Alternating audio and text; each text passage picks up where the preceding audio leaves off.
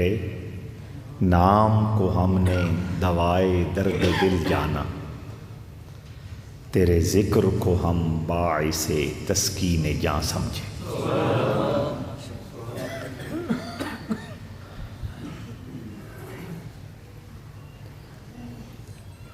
یہ جو لفظ اللہ ہے،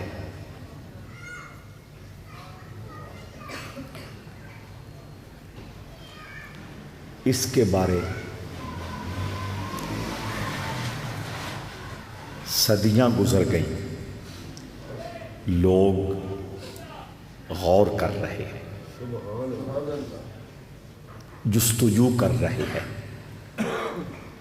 اور تحقیق کر رہے ہیں کہ یہ لفظ کیسے بنا۔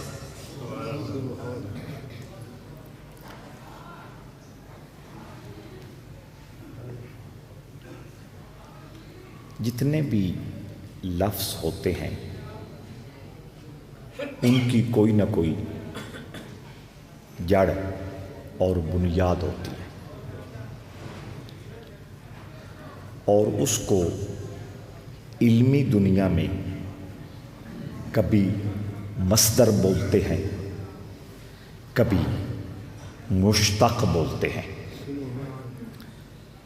یہ میں نے جو طالب علم ہیں ان کے لیے ذرا لفظ بول دیا تاکہ آسانی ہو۔ عام اپنے جیسے دوستوں کے لیے میں کہہ رہا ہوں کہ ہر لفظ کی کوئی نہ کوئی بنیاد اور کوئی نہ کوئی جڑ ہوتی۔ مثلاً ایک لفظ ہے کریم، یہ ایسے ہی کریم نہیں بنا، سب سے پہلے کاف، را اور میم یہ طے ہوئے، اسی سے پھر کریم بھی بنا، اسی سے اکرم بھی بنا، اسی سے مکرم بھی بنا۔ سمجھ آئی؟ تو اس کی بنیاد کاف، را اور میم۔ ٹھیک ہو گیا؟ محمد، اس کی بھی اصل ہے اور اس کی بھی بنیاد ہے۔ حمد، ہا میم دال، ابھی الحمد، یہ حمد، یہ بنیاد ہے۔ اسی حمد سے حامد بنا، اسی حمد سے محمود بنا، اسی حمد سے احمد بنا، اور اسی حمد سے محمد بنا۔ تو یہ بنیاد۔ اب ہم نے یہ دیکھنا اور غور کرنا ہے کہ اللہ یہ بھی تو ایک لفظ ہے نا، پھر یہ کس سے بنا؟ محمد حمد سے بنا، کریم کرم سے بنا، شریف شرف سے بنا، اللہ کہاں سے بنا؟ یہ بات سمجھ آ رہی؟ تو میں نے کہا کہ صدیوں سے یہ ایک مستقل بات چل رہی ہے کہ لفظ اللہ کو کسی جڑ سے نکالیں یا یہ کہیں کہ جس طرح وہ لم یلد ولم یولد ہے، اسی طرح لفظ اللہ بھی کسی سے نہیں نکلا۔ آگے سے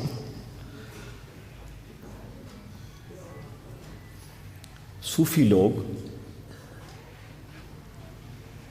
اتنی احتیاط کرتے ہیں اور اتنا ادب کا خیال رکھتے ہیں، اور آپ نے بھی اس کو دھیان سے سمجھنا ہے۔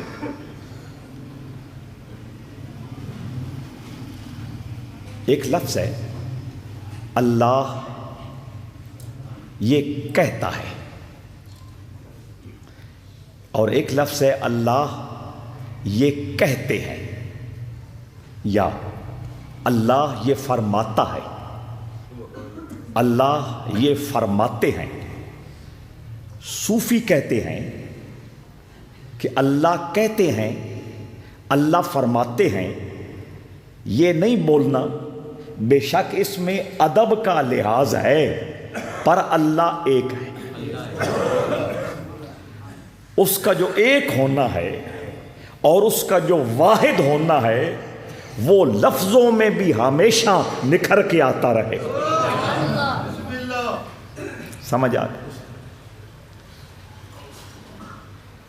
جو لوگ، نام نہیں لوں گا، آپ پر بدعت اور شرک کے فتویٰ لگاتے ہیں، وہ اس چیز کا خیال نہیں کرتے۔ وہ اکثر اپنی تحریروں میں اور اپنی گفتگو میں یہ کہتے ہیں اللہ فرماتے ہیں۔ بے شک اللہ ایک ہی ہے، ان کے نزدیک بھی کوئی شک نہیں ہے، لیکن میں صوفیوں کا ذوق توحید بیان کر رہا ہوں۔ آئیے تو لفظ اللہ یہ کتاب میں بھری پڑی اور دونوں جماعتیں موجود ہیں۔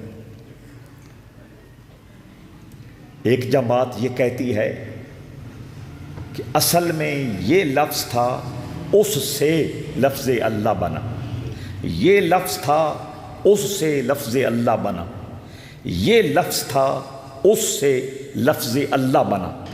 اور دوسری جماعت کہتی ہے جس طرح وہ نہ کسی سے پیدا ہوا اور نہ اس سے کوئی پیدا ہو سکتا ہے، اسی طرح لفظ اللہ بھی اس کی ذات کی طرح کسی اور لفظ سے نکلا نہیں۔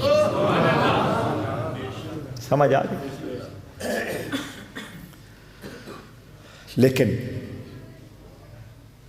اس ساری بحث اور اس ساری لمبی بات میں بھی سواد ہے، ذوق ہے، اور اپنے رب کی محبت اور اپنے رب کی معرفت کی چاندنی اپنے سینے میں جمع کرنے والوں کے لیے ایک خوبصورت اور ایک بابرکت لائن ہے۔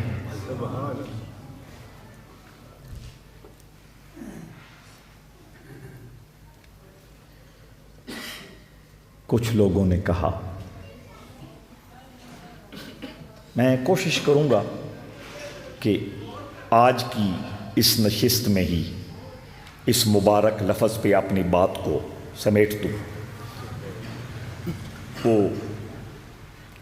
دور دراز جو لوگ سنتے ہیں وہ پھر کمنٹ کرتے ہیں، تبصرہ کرتے ہیں، اور اکثر یہ کہتے ہیں جی ہکی لفظ تھے، اتنا ٹائم جلدی ہے نا انسان کو۔ کان الانسان عجولا، اللہ فرماتا ہے انسان جلد باز ہے۔ وہ سننے والے چاہتے ہیں کہ جلدی جلدی پورا قرآن ختم ہو جائے۔ تو دوستان ذی وقار،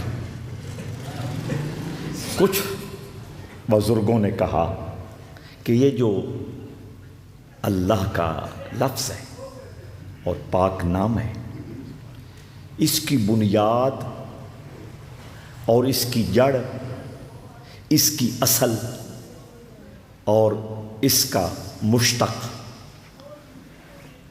وہ یہ ہے کہ وہ ذات جو نہ سمجھ آ سکے، نہ عقل میں آ سکے، اور نہ اس کی حقیقت کبھی بھی کوئی جان سکے، اور اس میں کوئی شک نہیں ہے۔ اس کریم ذات نے خود ارشاد فرمایا لا تدرکہ الابصار وہو یدرک الابصار وہو اللطیف الخبیر، 7واں پارہ۔ اللہ فرماتا ہے اس کائنات کے اندر کوئی بھی آنکھ اس کو دیکھ نہیں سکتی، سمجھ نہیں سکتی، پہچان نہیں سکتی۔ جنت میں ہم دیکھیں گے لیکن اپنی حیثیت کے مطابق دیکھیں گے، اس کی شان کو کور نہیں کر سکیں گے۔ اور نہ اس کو کوئی جان سکتا ہے، نہ پہچان سکتا ہے، نہ سمجھ سکتا ہے، نہ پورا اس کا عرفان اور معرفت نصیب ہو سکتی ہے۔ اور یاد رکھو، اس پوری کائنات کے اندر سب سے زیادہ معرفت میرے رسول کو ملی، اللہ کی معرفت میرے رسول کو ملی ہے۔ اور یاد رکھنا، آقا بھی کہہ گئے، ما عرفناک حق معرفتک، ایک مالک کائنات، جس طرح تیرے پہچاننے کا حق تھا میں بھی پہچان نہیں سکتا۔ سمجھ آ گئی؟ اور اسی لیے دوسرے مقام پر میرے اللہ نے فرمایا، کل یوم ہو فی شان۔ پہلے فرمایا کوئی آنکھ اس کو دیکھ نہیں سکتی، سمجھ نہیں سکتی، جان نہیں سکتی، پہچان نہیں سکتی۔ اس آیت میں گویا میرے رب نے دلیل دے دی، کل یوم ہو فی شان، تو بڑی میری عبادت کر لے، تو ہر وقت میرے ذکر میں مصروف رہے، تو ایک ایک زندگی کا لمحہ میری خوشی اور میری رضا میں یقیناً گزار دے، پھر بھی نہ سمجھنا کہ میں پہچان گیا ہوں۔ اس لیے کل یوم ہوا فی شان، ہر روز میری نئی شان ظاہر ہوتی ہے۔ سمجھ آ گئی؟ تو کچھ بزرگوں نے کہا کہ لفظ اللہ، اس کی بنیاد یہ لفظ ہے جس کا معنی یہ ہے، وہ لکھوا دوں گا، اس کا معنی یہ ہے کہ اس کو جان کوئی نہیں سکتا، اس کو پہچان کوئی نہیں سکتا، اس میں بھی کوئی شک نہیں۔ کچھ نے فرمایا کہ اللہ یہ نکلا الہٌ سے، پھر الف لام لگا، پھر ادغام ہوئے، یہ آپ جانتے۔ الہ، الہ کا معنی عبادت کے لائق، اور اس میں کوئی شک نہیں۔ یا ایھا الناس اعبدوا ربکم الذی خلقکم، اے دنیا میں بسنے والے سارے انسانوں، اپنے رب کی عبادت کرو، کیونکہ وہ اللہ وہ ہے جس نے تمہیں پیدا کیا ہے۔ یہ تو سفید کپڑے پہن کے، بہت زیادہ پیسہ اکٹھا کر کے، بہت ساری زمینیں جاگیریں بنا کر، بہت سارے شاپنگ پلازے، مارکیٹیں اور دکانیں بنا کر،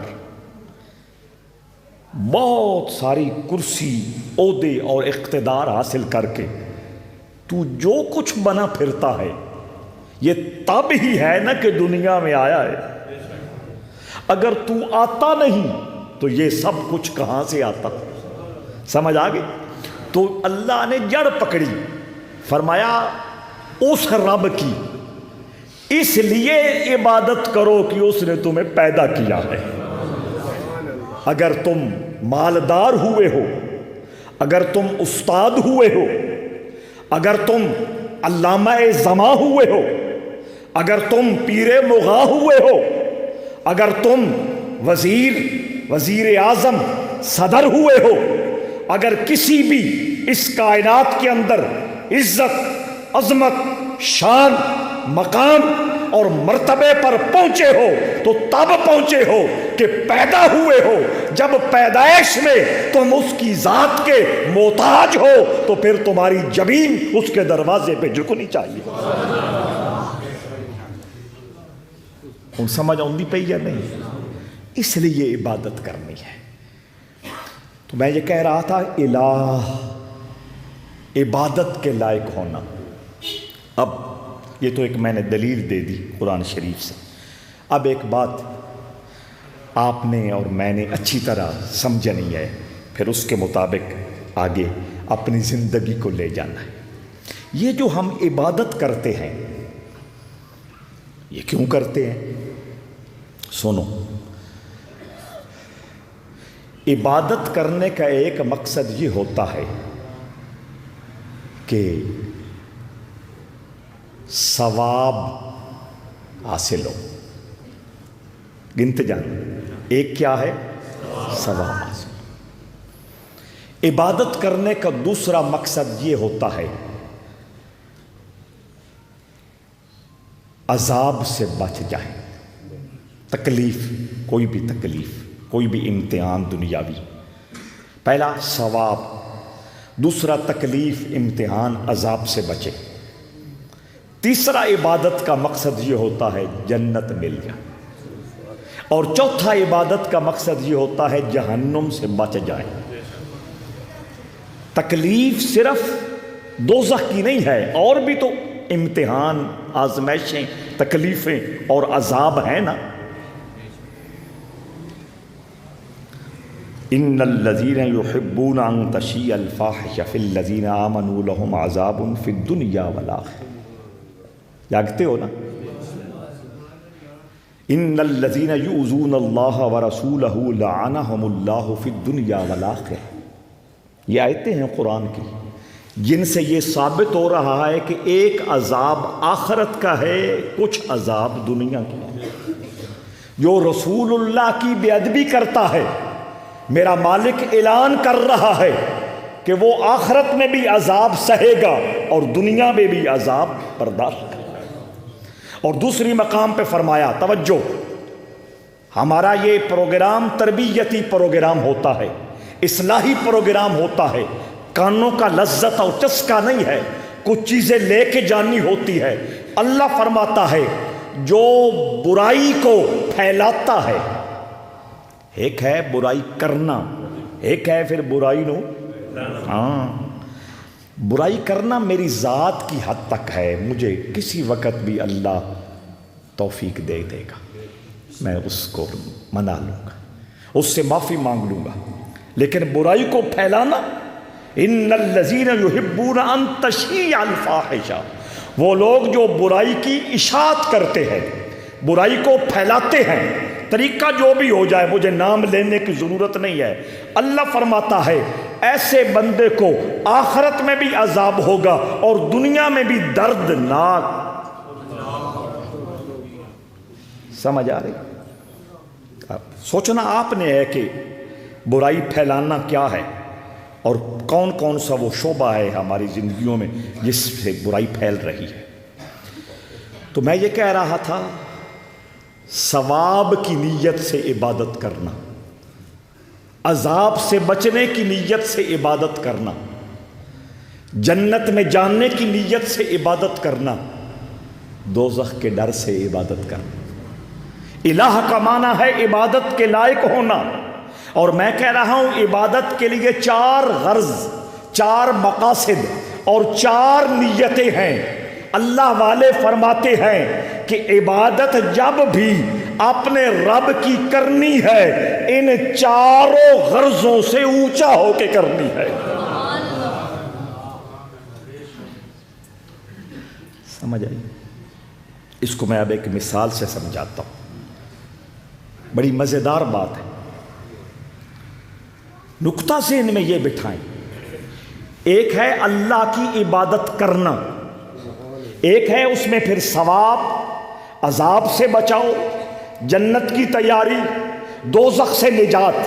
توجہ، اور کہنے والوں نے کہا ان چیزوں کو نیچے کر، اللہ کی عبادت کو اوپر کر، یعنی نیت کے حوالے سے۔ حضرت آدم کی توبہ قبول ہوئی یا نہ ہوئی؟ یاد ہے جب توبہ قبول ہوئی تو ہرن، ایک پوری جماعت حضرت آدم کو مبارک دینے کے لیے آئے، شاید سب سے پہلے آ گئے ہوں گے۔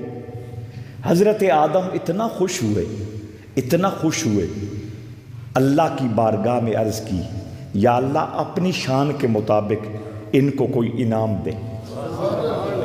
تو ان کی ناف میں دھنی پنجابی میں کہتے ہیں، اللہ رب العزت نے ایک پوٹلی میں بند کستوری پیدا فرما دی۔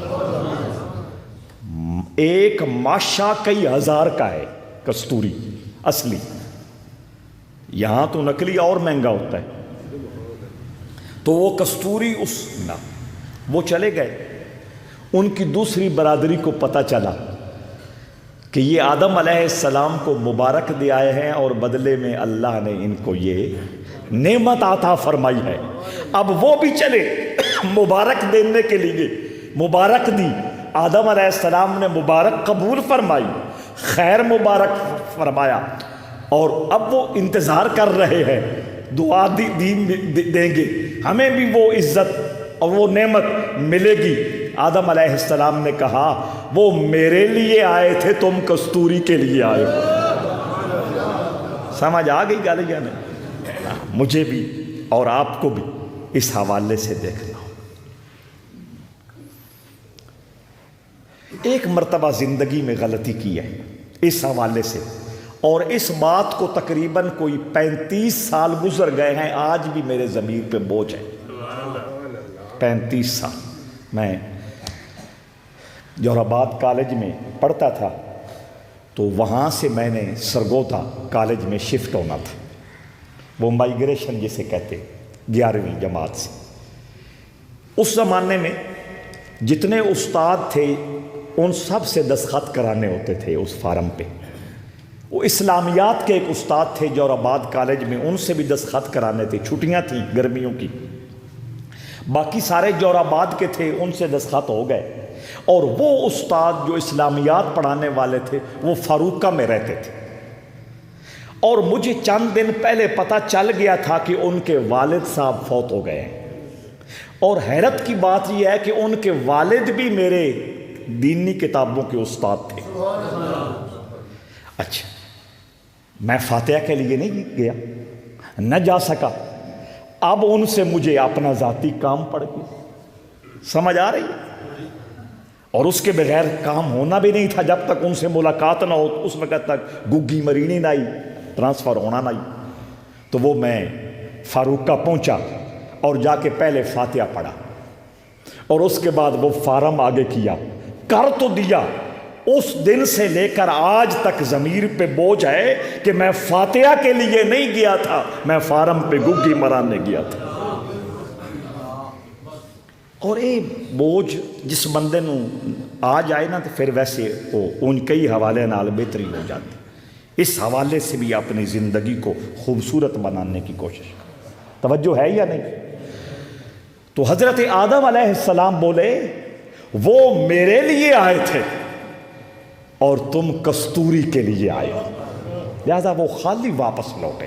اب آئیے، الہ کا معنی ہے عبادت کے لائق ہونا، عبادت ثواب کے لیے، عبادت عذاب سے بچنے کے لیے، عبادت جنت میں جانے کے لیے، عبادت دوزخ سے نجات حاصل کرنے کے لیے۔ نا نا نا، یا اللہ عبادت تیری رضا کے لیے۔ سمجھ آ گئی؟ بس آج کے بعد جب بھی مصلی پہ کھڑا ہونا ہے، بس زیادہ تیرے لیے، پھر دیکھنا کوئی کمی رہ گئی تو۔ کائنات کی جتنی نعمتیں ہیں، دنیا کی ساری چیزیں ہیں، ان کا خالق کون ہے؟ ان کا مالک کون ہے؟ ان کو دینے والا، اس سے رابطہ ہو گیا تو ان چیزوں کی کیا اہمیت رہ جائے گی؟ سمجھ آ گئی؟ اب یہاں وہ بات بھی یاد کر لو، پہلے بھی سنائی تھی، بہت پہلے۔ ہارون الرشید نے اعلان کیا، بادشاہ تھا بغداد کا بہت بڑا، آج میں نے سارے خزانوں کے دروازے کھول دیے ہیں، جو چاہو اٹھا لو، لوٹ لو۔ وزیر، مشیر، چھوٹے بڑے محل کے لوگ دوڑتے چلے گئے۔ اس کی ایک نوکرانی تھی، باندی تھی، وہ پیچھے کھڑے ہو کے اس کو پنکھا ہلاتی تھی، وہ کھڑی رہی، اس نے 1 انچ بھی اپنا پاؤں آگے نہ کیا۔ بادشاہ نے کہا تو نہیں گئی، وہ چپ۔ دوبارہ کہا تو نہیں گئی، وہ چپ۔ تیسری بار کہا تو نہیں گئی، چپ۔ اس نے کہا حضور آپ نے کہا ہے کہ خزانوں کے دروازے کھلے ہیں، لوگ جانے والے چلے گئے، آپ اگر دینا چاہتے ہیں تو میں مانگوں گی، وہ دو گے؟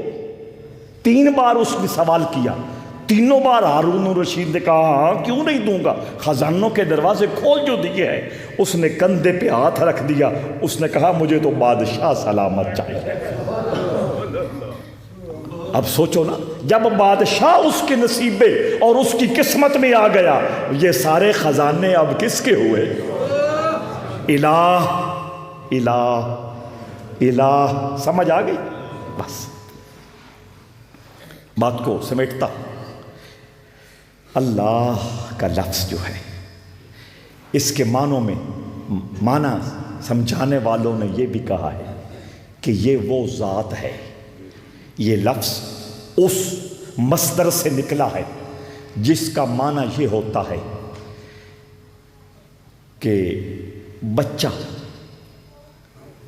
دودھ پینے کے لیے جب بےتاب ہوتا ہے، یہ فیڈروں اور خشک بچوں کے دودھوں کے زمانے سے میں پہلے کی بات کر رہا ہوں، جب ایک ہی دودھ بچے کو ملتا تھا۔ جب بچہ دودھ پینے کے لیے پیاسا ہوتا ہے، بےتاب ہوتا ہے، بے قرار ہوتا ہے، وہ کدھر جاتا ہے؟ ماں کی چھاتی کے ساتھ جا کے لپٹتا ہے۔ یہ معنی ہے اس لفظ کا جس سے لفظ اللہ نکلا ہے۔ حضرات، اس کا معنی یہ ہے کہ بچہ جب بےتاب ہوتا ہے، وہ جا کے ماں کی چھاتی کے ساتھ لپٹتا ہے، اسے سکون ملتا ہے۔ تو لفظ اللہ یہ اس مصدر سے نکلا ہے جس کا معنی یہ ہے کہ بھری کائنات میں فرشتہ ہو، جنات ہو، انسان ہو، جانور ہو، کوئی بھی مخلوق ہو، جب وہ بےتاب ہوتی ہے، جب وہ دکھی ہوتی ہے، جب وہ سوالی بنتی ہے، تو اس کو بڑی کائنات میں ایک ہی بوا نظر آتا ہے، وہ مالک کائنات کا ہے۔ اس میں کوئی شک ہے؟ تو اللہ وہ ہے، اللہ وہ ہے جو ساری کائنات کے لیے سکون کا سبب ہے، اور ساری کائنات کو وہیں سے خیرات ملتی ہے، اور ساری کائنات کے دکھوں کا مداوع اسی دروازے سے ہوتا ہے، اور سارے دکھ اسی کی بارگاہ میں جا کے سکھ سے بدل جاتے ہیں۔ اتنا مہربان اللہ، اتنا لجپال اللہ، اور اتنا بندہ نواز بندہ اللہ کہ اگر گناہگار بندہ بھی خلوص نیت کے ساتھ اس کے دروازے پہ آ کے گر جائے، وہ اللہ فرماتا ہے یبدل اللہ سیئاتہم حسنات۔ جن گناہوں سے گھبرا کر، جن گناہوں سے ڈر کر، اور جن بوئے پہ آ گیا ہے، پریشان نہ ہو، میں انہی گناہوں کو نیکیوں میں بدل دوں گا۔ کمال نہیں ہے؟ تیرے نام کو ہم نے دوائے درد دل جانا، تیرے ذکر کو ہم باعث تسکین جان سمجھے۔ بس یہی پیغام دینا ہے اور یہی بات عرض کرنی ہے جس کو آپ نے آج باقی چیزوں کے ساتھ ساتھ سپیشل پلے باندھ کے جانا ہے۔ دھیان سے، اللہ، آپ یا کریم کہیں تو اس میں بھی کچھ نہ کچھ مکسنگ ہے نا۔ یا اللہ میں تیرے کو کرم منگدا پیا، ہے نا مکسنگ؟ دھیان بھائی، سونا نہیں ہے۔ جب یا کریم کہیں تو اس میں مکسنگ ہے، ملاوٹ، کہ میں کرم مانگ رہا ہوں، ایسا ہے کہ نہیں؟ یا لطیف کہیں، ہے اللہ کا نام، پکارے بھی اسے جا رہے ہیں، لیکن مکسنگ ہے۔ لطیف وہ ہوتا ہے جو خاموشی کے ساتھ دوسروں کو پتہ لگنے کے بغیر میرے دامن کو بھر دے۔ لیکن سوال تو ہے، فریاد تو ہے نا کہ تیری مہربانی کا امیدوار ہوں، یا ستار نام اللہ کا ہے، پکارا اسے جا رہا ہے، مکسنگ ہے، یا اللہ پردہ پوشی دی التجا کردہ پیا۔ توجہ ہے یا نہیں؟ جتنے نام رب کے صفاتی نام ہیں اور ان کی قرآن نے خود تائید کی ہے، وَلِلَّهِ الْأَسْمَاءُ الْحُسْنَى فَادْعُوهُ بِهَا۔ اگر میں وظیفہ بتاؤں، میرے ساتھ پیار کرنے والا اس کو جان سے قبول کرتا ہے اور بہت محنت سے پڑھتا ہے، پیر سیال سے محبت کرنے والا ان سے وظیفہ مل جائے، خوشی سے پڑھتا ہے، ذوق شوق سے پڑھتا ہے، کسی بھی اللہ کے بندے سے کوئی وظیفہ مل جائے، بندہ ذوق شوق سے پڑھتا ہے، یہاں تو اللہ خود وظیفہ بتا رہا ہے۔ او وڈا یا باقیاں دے وظیفے وڈے؟ کھل کے بولو نا۔ وَلِلَّهِ الْأَسْمَاءُ الْحُسْنَى، اللہ فرماتا ہے اللہ دے سارے ہی نام بہت سونے۔ حسنہ اس میں تفضیل ہے نا بھائی، اللہ کے سارے نام بہت خوبصورت ہے۔ بس گل مک گئی نا، فرمایا فَادْعُوهُ بِهَا، اللہ خود کہہ رہا ہے میرے ناموں سے مجھے پکارا کرو۔ ہوں اصل اللہ دے نام پڑھنے کہ نہیں پڑھنے؟ رب دے 99 نام جہاں رسول کریم نے طے کیتے ہیں، تساں آج تو بعد لازمی پڑھنے، 1.5 منٹ تو زیادہ نہ لگ سی، 1.5 منٹ تو حضرات عزیز وقار۔ لیکن میں یہ کہہ رہا ہوں باقی جتنے نام بھی میں نے اور آپ نے اپنے رب کے بولنے ہیں، ان میں مکسنگ ہے، کبھی کرم مانگ رہے ہیں، کبھی لطف و مہربانی مانگ رہے ہیں، کبھی پردہ پوشی مانگ رہے ہیں، یا رزاقو منگ دے پیاں کے نہیں، رزق مانگ رہے ہیں، یا باسطو، اے اللہ دا نام نکیاں انہیں تو میرے نال چلدا پیا اور اس دی برکتاں بے اندازہ ہے۔ خیر میں عرض کردہ پیا کہ رب کے سارے نام سونے، ان سے اس کو پکارنا ہے، وظیفہ بنانا ہے، پر ہر نام میں کوئی نہ کوئی لالچ، کوئی نہ کوئی خواہش، کوئی نہ کوئی فریاد، کوئی نہ کوئی دعا موجود ہے۔ لیکن جب ہم کہیں گے اللہ، اس کا مطلب یہ ہوگا اے مالک کائنات، جس طرح تیری ذات کے اعتبار سے ہم یہ عقیدہ رکھتے ہیں کہ تو بے مثل ہے، بے مثال ہے، لا شریک ہے، اے مالک کائنات تیرا ذاتی نام اللہ پکار کر ہم یہ عرض کر رہے ہیں، تجھ سے تیری ذات کا ہی سوال کرتے ہیں اور کچھ نہیں مانگتے۔ سمجھ آئی یا نہیں آئی؟ اب اس ذوق سے آپ اللہ کا ورد کریں گے یا نہیں کریں گے؟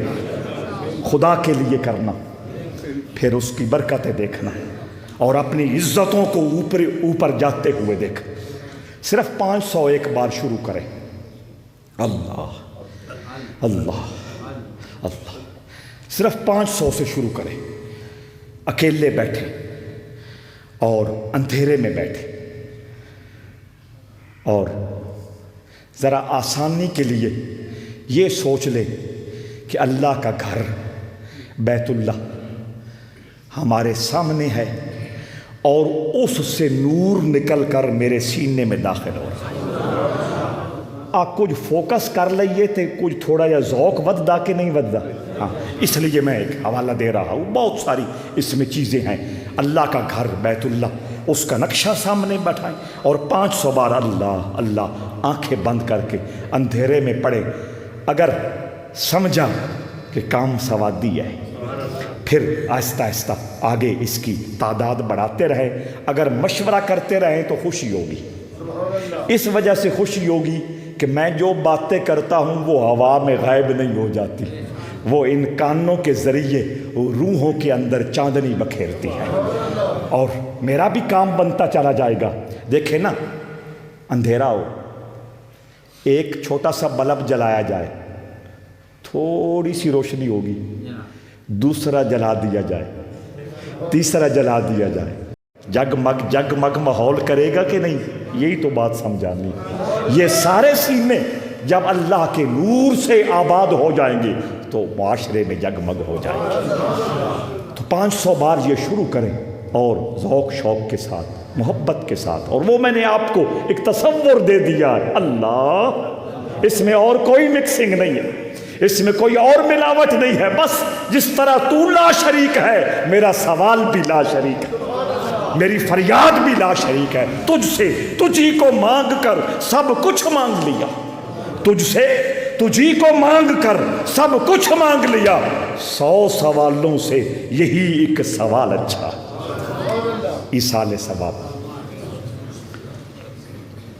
او سیٹھ منظور دے بھائی محمد ارشد وہ بھی دنیا تو رخصت ہو گئے، اور بھی جڑے لوگ اس ہفتے دنیا تو رخصت ہوئے، سب دے درجات دی بلندی واسطے